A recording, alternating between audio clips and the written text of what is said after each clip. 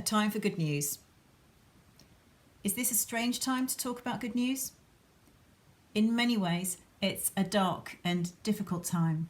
It's been painful for many, and we know that the struggle isn't over. So it can feel a bit uncomfortable to talk about the things that are good. However, we can recognise that there has also been plenty of good news recently. Stories of communities working together to provide for and protect those who are vulnerable. Charities being overwhelmed by the numbers of volunteers. An outpouring of creativity. A drop in air pollution. An increase in unity between churches as they work together.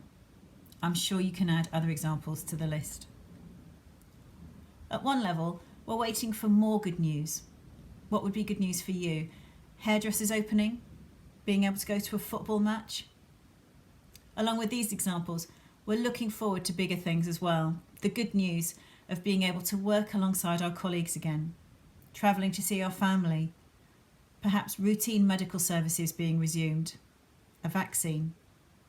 I'm sure you can add to that list too. While we look forward to all of these things, at a different level we can acknowledge that we already have the good news that we need. The phrase good news is a translation of the Greek word euangelion.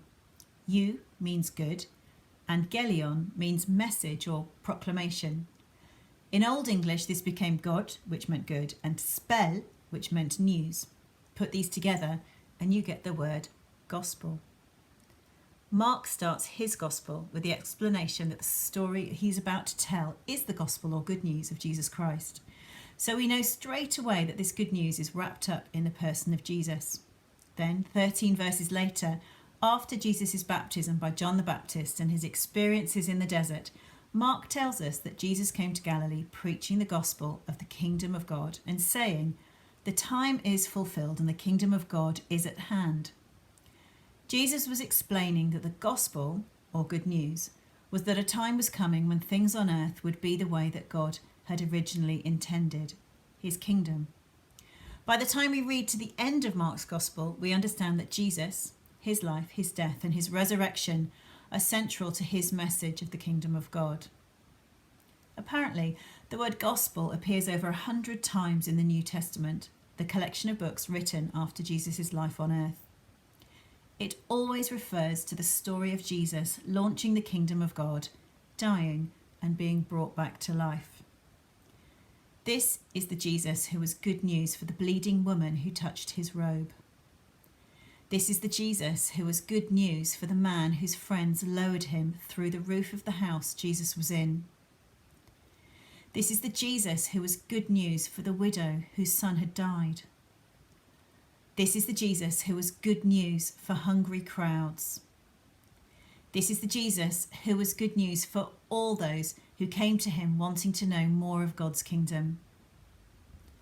We're living at a time when people are looking for good news.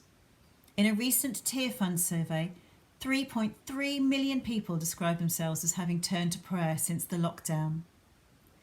The online bookstore Eden have reported a 55% increase in Bible sales. There's been a huge increase in demand for resources from the 24/7 prayer movement as people want to learn more about prayer. There's an increase in people attending church online. People are hungry for good news, and many of them are looking to the church and to Jesus to find it. We've spent our time together since the beginning of lockdown reminding each other that the story of God and his kingdom is good news.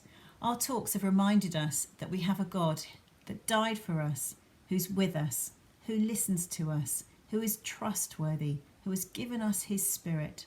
In Jesus, we have so much good news to share.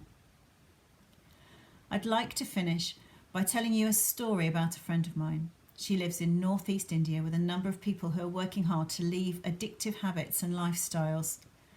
Together, during this pandemic, they've been doing all they can to distribute food and help to the many people around them who are in desperate need. In her last message to me, updating me on the situation, instead of talking about how difficult everything was, what she said was, "We have so many amazing opportunities to show people God's love." We're all in different situations, but we all have good news to share. Now is a time for good news.